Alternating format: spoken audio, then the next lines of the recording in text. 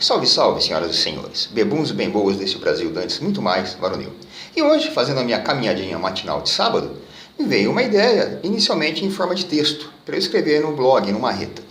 Mas eu numa preguiça de escrever brutal. Então eu resolvi gravar essa ideia aqui, e talvez até depois eu transcreva esse vídeo e ele sirva de base para o texto. Eu vou burilando ele, porque a linguagem falada é uma coisa, a escrita é totalmente diferente, mas talvez eu transcreva ele, burile lá no blog e publique também, né?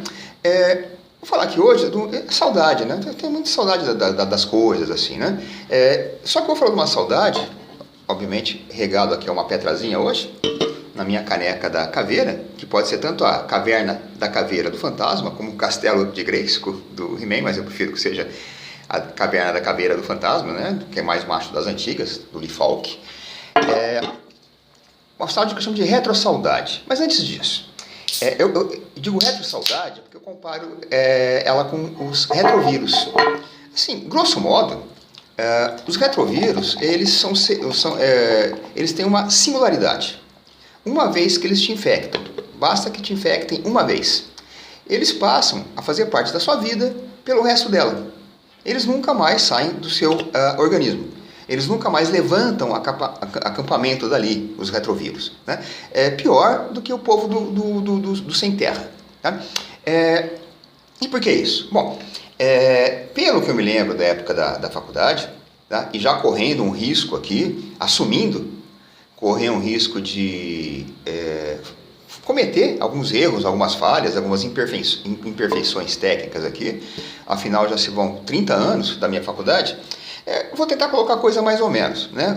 Para entender essa comparação do retrovírus com a saudade que eu chamo de retrossaudade. Quando eu pego um vírus normal, vamos dizer assim, que é o vírus de DNA, que é a maioria deles, o que acontece é o seguinte: como que o vírus te infecta? Ele engana a sua célula. Ele entra no seu organismo e ele se encaixa em algum receptor da sua célula. Aquele receptor, originalmente, é óbvio, ele não é feito para o vírus. Ele é feito para que uma proteína da qual a célula prescinda se encaixe ali. Só que o envelope viral, o capsídeo, né, o envoltório do vírus, ele é de proteína. E, por acaso, se aquela proteína que forma o envelope viral for semelhante à proteína que a minha célula precisa, ele ali se encaixa e entra na célula. Ele engana a célula. Ele entra não, né? Aliás, a cápsula fica de fora. Ele só injeta dentro da célula o seu DNA, o seu material genético. Bom, e aí o que acontece? As nossas células vivem em constante divisão. Uma vira 2, vira 4, vira 8, 16 e assim por diante, tá? Mesmo quando você não cresce mais, elas continuam a se dividir, num ritmo mais lento, mas continuam a se dividir, né? Para repor células mortas, para reparar lesões e assim por diante. Então ele injeta o DNA. A primeira coisa que a tua célula faz, antes dela virar 2, 4, 8, etc., é justamente fazer uma cópia do DNA, para que a nova célula também guarde as nossas informações. Ao fazer uma cópia do DNA, a célula faz uma cópia do DNA também do vírus. É a própria célula que vai replicando o vírus, tá? Só que, apesar disso, a célula ela não reconhece o DNA do vírus como meu. Ela sabe que é um DNA estranho, ela replica, porque não tem jeito, a enzima lá não faz distinção de DNA, mas ela reconhece que não é meu. Uma vez debelada ali a infecção, aquele DNA some e fim de papo. Para você padecer do mal que aquele vírus te causou, só se ele te infectar novamente. O retrovírus já não é assim. O retrovírus, o código genético dele é escrito em RNA, o ácido ribonucleico. O que acontece? Mesma coisa, ele engana lá a tua célula, se encaixa num receptor que não era para ele se encaixar, injeta lá o material genético, o RNA. O que acontece? Existe uma enzima dentro da tua célula que chama transcriptase reversa, porque o normal é o DNA virar RNA. Mensageiro, que é o que vai codificar as proteínas depois. Mas existe essa enzima chamada transcriptase reversa, que faz o reverso. Pega o RNA e transforma em DNA. Então, nesse caso, o vírus injeta o RNA e a tua célula transforma ele em DNA. Aquele DNA agora não é uma cópia. Aquele DNA é um produto que a sua célula fez. E aí, meu amigo, é que a coisa enroscou. ela passa a reconhecer aquele DNA que ela fez, que ela transcreveu de forma reversa, como seu. E aquele DNA, puf, ele se encaixa no seu DNA. Você vira uma espécie de um transgênico. Você tem o seu DNA original e mais um pedaço do DNA daquele vírus. Então esse vírus vai fazer parte de você para o resto da sua vida. Que é o caso, por exemplo, do vírus da herpes labial. Aquelas vesículazinhas, bexiguinhas que dão de vez em quando. Quando eu ainda estudava, já são 30 anos, eu li lá, já naquela época, que coisa de 98% da população mundial, segundo a Organização Mundial de Saúde, era portador desse vírus da herpes labial. Muitos nunca nem vão manifestar. Outros manifestam uma vez, depois nunca mais. E outros manifestam de forma...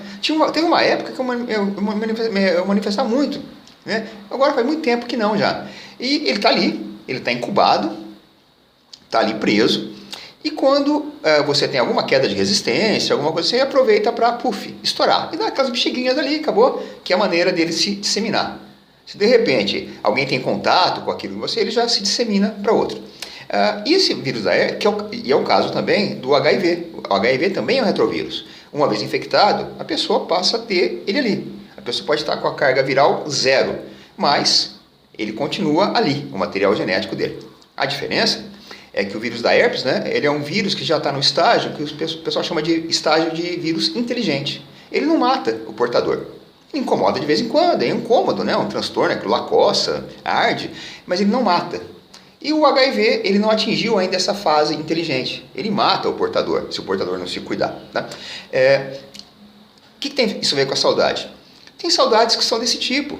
São saudades de RNA. Né? Você conhece ali uma pessoa, alguma coisa assim, ela infecta você com aquela paixão avassaladora, aquela paixonite aguda, e aquilo é de RNA. E isso fica ali. Tem saudade que não, tem saudade que não chega a ser saudade, é lembrança. Né? Você passa em frente a algum lugar, que legal, eu vim aqui muito, eu gostava de vir aqui, é uma lembrança, né? A saudade não, a saudade é aquela coisa que é pungente, né, meu amigo? Aquela coisa que, quando ela te pega, ela te joga no chão, aquela saudade braba, né? Essa é a retro. Ela fica ali, ela fica quietinha, fica amordaçada, e quando você bobeia, ela volta a incomodar. Né? Essa aí é a retrossaudade. E por que eu estou falando isso? Porque fazia tempo, né, eu estava ouvindo um radinho e eu escutei aquela música do Fagner, Revelação. Um dia vestido de saudade viva faz ressuscitar, casa mal vivida, camas repartidas, faz se revelar. Quando a gente tenta, de toda maneira, dele se livrar, sentimento ilhado, morto e amordaçado, volta a incomodar. Isso é foda, meu amigo. Sentimento ilhado, morto e amordaçado, volta a incomodar. Até arrepia. E olha que eu sou macho das antigas. E a letra é dos irmãos, se não me engano, Clécio e Clodô Ferreira. Um deles morreu até que meio recentemente. E aí, esse volta a incomodar me deu, como eu disse hoje, na caminhada, a ideia para um texto. Que primeiro eu estou fazendo aqui, talvez depois vire texto. Né? E falando no Fagner, né, já que eu estou falando aqui, eu gostava muito do Fagner, até na fase mais antiga dele, na década de 70, quando eles vieram do Ceará, o pessoal do Ceará, o Fagner, o Belchior e o Dinardo, que eram pessoas muito bem formadas, pessoas cultas, né? Especialmente o Belchior, esse então um gênio, acho que um dos caras mais eruditos, que acho que pelo menos a música já teve, né? Tão gênio, tão inteligente, que os últimos anos da vida ele sumiu no mundo, preferiu viver isolado do resto do mundo, né?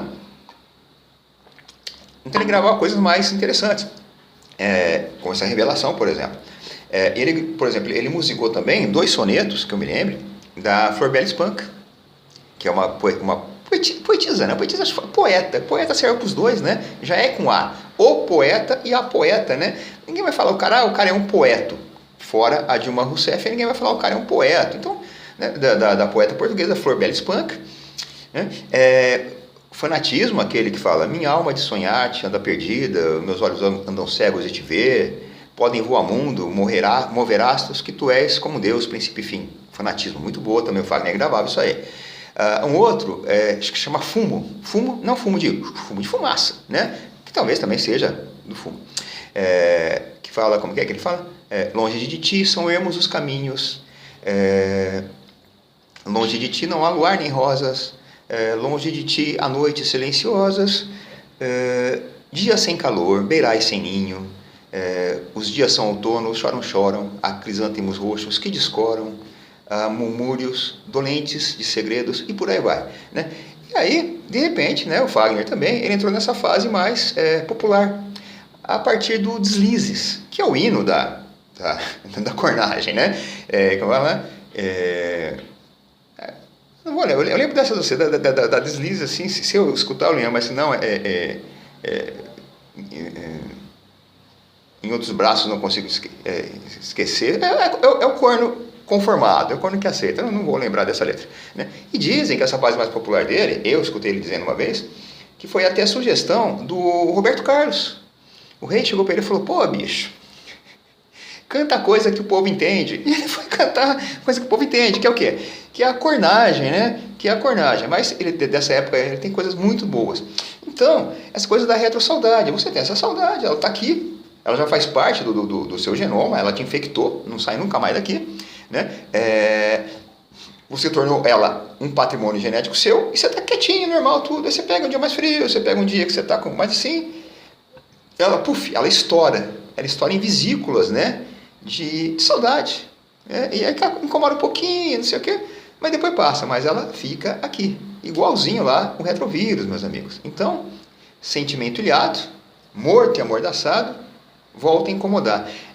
Eu ia colocar essa música aqui, mas alguém me falou que se botar música aqui, por questões de direitos autorais, alguma coisa assim, o YouTube pode até derrubar o seu vídeo. Não sei se isso é verdade, mas eu tô até com ela aqui engatilhada, né? Mas acho que não vou colocar não. Ou melhor, não vou não, tá? Mas é isso, sentimento ilhado, morto e amordaçado, volta a incomodar. É retrossaudade. É a saudade que é como se fosse um retrovírus. Ela fica eternamente com você pro resto da sua vida enquanto você viver, tá? E é isso, meus amigos.